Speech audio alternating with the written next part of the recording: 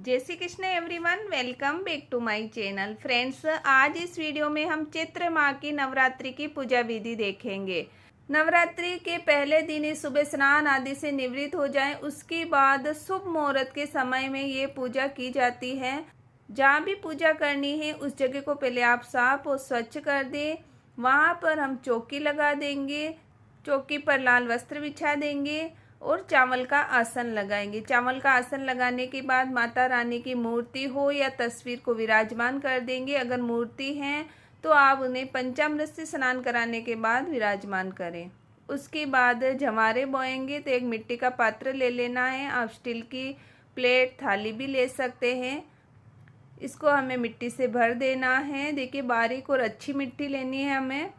और इसके अंदर अब हमें जौ डाल देने हैं। जौ को एक रात पहले ही हमें भिगो देने हैं। अगर आप एक रात पहले भिगोना भूल गए हैं तो 3-4 घंटे पहले भी भिगो कर आप जौ बोएं, जिससे जवारे बहुत अच्छे उगकर तैयार होंगे। उसके बाद जवारे के कुंडे को भी हमें सजा देना है। रोली और हल्दी का टीका कर लेंगे।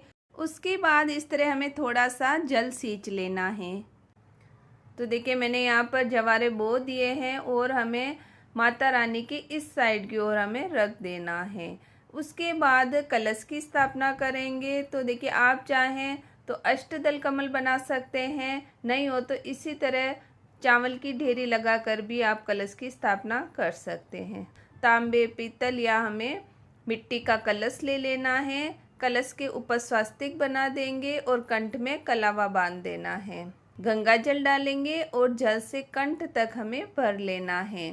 उसके बाद इसके अंदर हमें इलायची, लौंग, सुपारी, हल्दी की गांठ और 1 का सिक्का डालना है। आम के 5 पल्लव लेंगे और उसके ऊपर हमें हल्दी और रोली से टीका करके कलश के ऊपर सजा देना है। देखिए, इस तरह कलश पर सजा देंगे। उसके बाद हमें पूर्ण पात्र लेना है। प्लेट के अंदर हमें गेहूँ, चावल, जो भी अनाज आप रखना चाहें वो भर लें और इसके ऊपर हमें नारियल रखना है। नारियल के ऊपर हमें वस्त्र लपेटना है। अगर वस्त्र नहीं है तो कलावा भी आप लपेट सकते हैं। और नारियल का मुख पूजा करते हैं उनकी तरफ रखते हुए कलश के ऊपर रख देंगे। अब इस कलश को हम चावल की ढेरी के ऊपर रख देना है। राइट साइड की ओर कलश की स्थापना की जाती है। तो इस तरह हमें कलश की स्थापना कर ली है। चावल की ढेरी और लगानी है और गणपति जी की स्थापना कर देंगे। उसके बाद एक चावल की ढेरी और लगाएंगे, उस पर हमें दीपक रख देना है। घी का दीपक प्रज्वलित किया जाता है। आप चाहें तो तिल के तेल का दिया भी प्रज्वलित कर सकते हैं। दिया जलाने के बाद हाथ जोड़कर माता रानी से प्रार्थना करेंगे कि हे माता रानी, 9 दिन तक मैं आपको यहाँ पर विराजमान कर रही हूँ। आप मेरे घर पर आकर विराजमान हो। आज से ही मैं 9 दिन का व्रत और उपवास कर रही हूँ। आप मेरे पर आशीर्वाद बनाए रखें और 9 दिन की पूजा में अगर कोई कमी रह जाए तो मुझे आप क्षमा करें।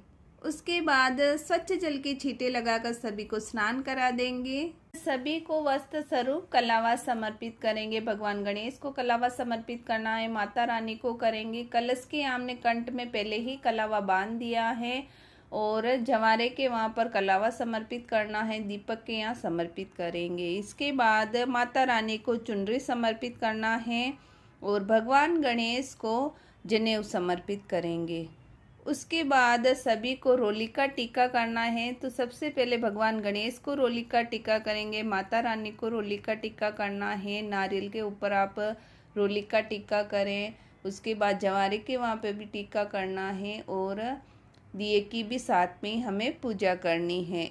इसी तरह हम सभी को चंदन का टीका कर लेंगे। टीका करने के बाद सभी को अक्षत समर्पित करना है। माता रानी को, भगवान गणेश को, सभी को फूल समर्पित करेंगे। उसके बाद माता रानी को श्रृंगार का सामान समर्पित करना है। एक बार ही किया जाता है, तो आप आज के दिन समर्पित कर लें या फिर आप अष्टमी या नवमी के दिन समर्पित कर सकते हैं।